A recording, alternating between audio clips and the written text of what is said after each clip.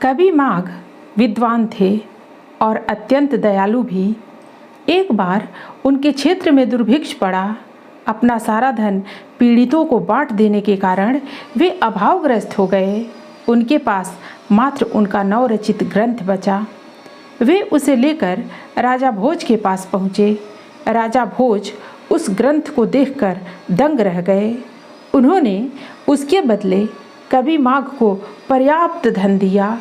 माघ ने वह धन भी पीड़ितों में बांट दिया और स्वयं अभावग्रस्त ही बने रहे। महापुरुषों के व्यक्तित्व की परीक्षा ऐसे ही घटनाक्रमों से होती है। नमस्कार मित्रों, आज का प्रसंग है भिन्न है चित्त व उसकी अनुभूतियों के मार्ग। मित्रों, अंतर यात्रा विज्ञान के प्रयोग चित्त की सूक्ष्मताओं को उजागर करते हैं।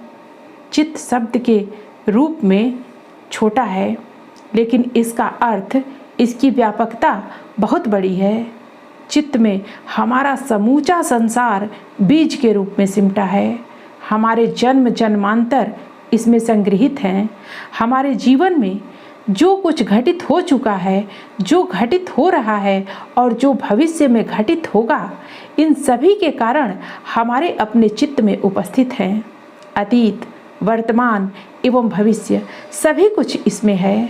संस्कार व कर्म राशि के सभी बीज इसी में हैं। हमारा वर्तमान यथार्थ इसी का एक लघुतम अंश है। प्रारब्ध, कर्म एवं इससे जुड़े संस्कार इसकी सबसे उथली व ऊपरी परत भर है। इसी से हमारे वर्तमान जीवन के सभी घटनाक्रम निश्चित निर्धारित होते हैं। इन्हीं संस्कारों के सम्मिश्रण से हमारे सभी संबंधों का ताना बाना बुना जाता है।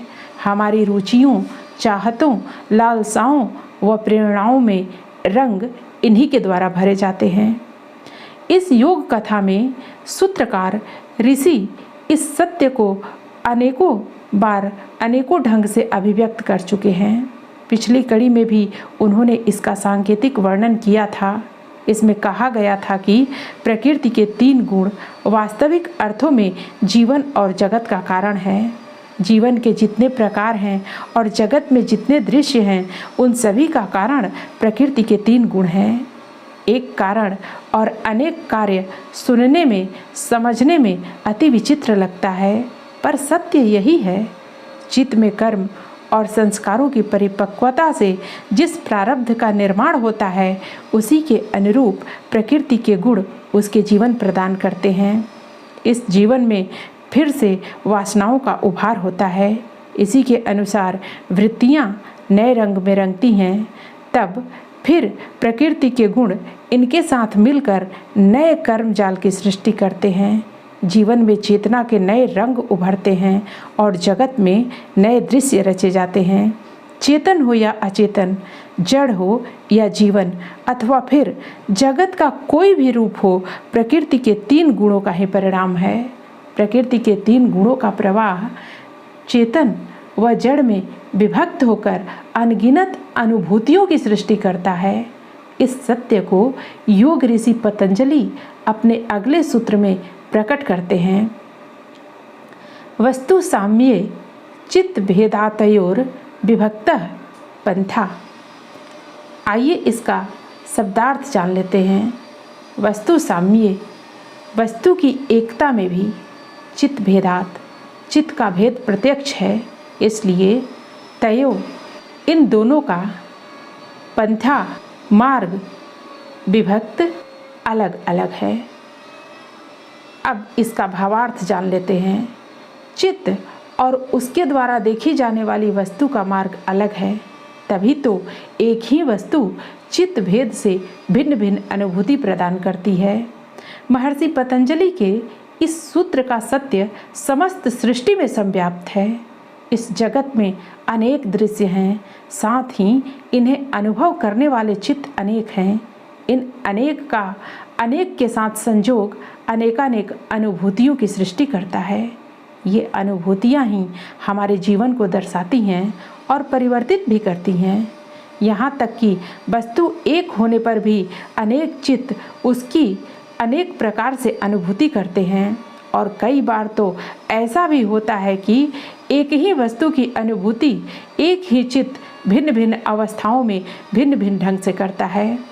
इस सच्चाई को उदाहरण के उद्धरण की रीति से आसानी से समझा जा सकता है।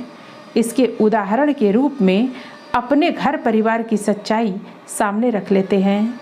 घर की एक महिला में परिवार के भिन्न भिन्न पुरुष सदस्य भिन्न भिन्न अनुभूतियाँ पाते हैं। एक पुरुष उसमें पत्नी का अनुभव करता है, एक उसमें माता की अनुभूति पाता है, एक को वही महिला पुत्री के रूप में अनुभव होती है, एक को उसी में बहन की अनुभूति हो पाती है।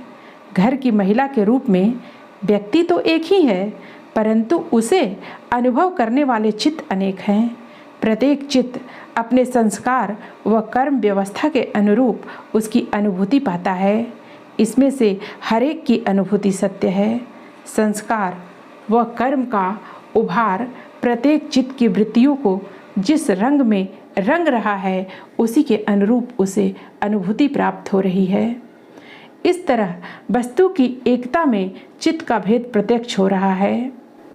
अब इस सूत्र के सत्य को उद्धरण से समझने का प्रयास कर लेते हैं।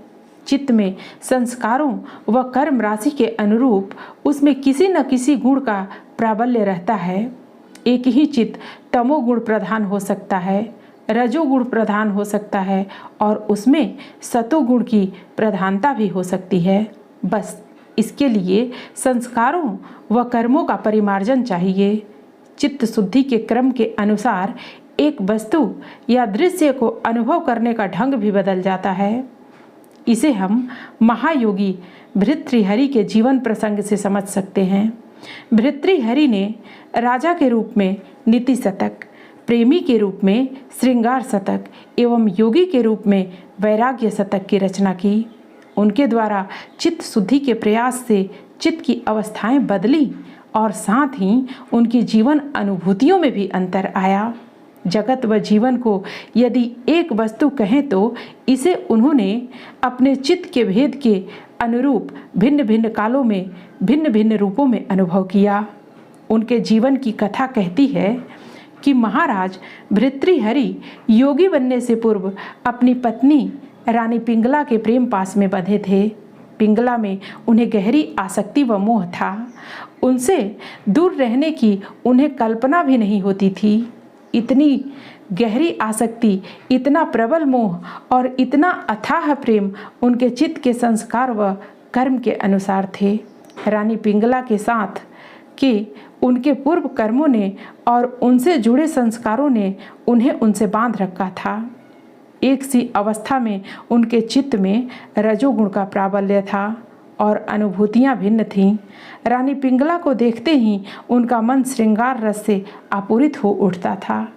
काल क्रम में चित्त में नए कर्म उभरे, नए संस्कारों का उदय हुआ। इसी के परिणाम स्वरूप महायोगी गोरखनाथ से उनकी भेंट हुई। संस्कार व कर्म के परिवर्तन से जीवन के घटनाक्रम भी परिवर्तित हुए। रानी पिंगला अपने संस्कारवश कहीं और आसक्त हो गईं। भर्तृहरि का वैराग्य जगा और उन्होंने महल छोड़ दिया, योग साधना करने लगे। ऐसे में गुरु गोरखनाथ ने उनके सामने शर्त रख दी कि जब तक वे अपनी महारानी पिंगला को माता पिंगला के रूप में नहीं देखेंगे, उनसे मातृभाव से भिक्षा मांग कर नहीं लाएंगे, तब तक उन्हें शिष्य बनने का सौभाग्य नहीं मिलेगा। योगी को द्वेष मुक्त, राग मुक्त, वैर मुक्त, आसक्ति मुक्त होना चाहिए। यह सच तो भर्तृहरि को पता था, परंतु अपनी पत्नी में माँ को देख पाना यह परीक्षा और पात्रता की पराकाष्ठा थी। अब उन्हें चित्त को रजोगुण के संस्कारों व कर्मों से मुक्त करना था। इसके लिए उन्होंने बहुत बार प्रयास किए और असफल रहे। गुरु कठोरता से परीक्षा लेते रहे और वह प्रयास के बावजूद असफल होते रहे। इस असफलता के बावजूद उनकी साधना चलती रही। चित्त को परिष्कृत करने के प्रयत्न अविराम जारी रहे। योगियों के समुदाय में उनका परिहास किया गया, पर वे विचलित नहीं हुए। आखिरकार उनके तप ने, उनकी गुरु भक्ति ने संस्कारों के कर्मों के व्यूह को तोड़ दिया। चित्त से रजोगुण विसर्जित होने लगा। चित्त का अवस्था भेद प्रकट होने लगा।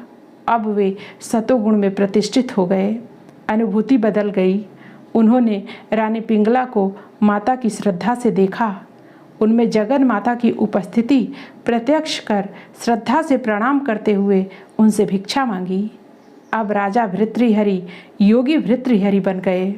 उनकी अनुभूतियाँ बदल गईं। धन्यवाद।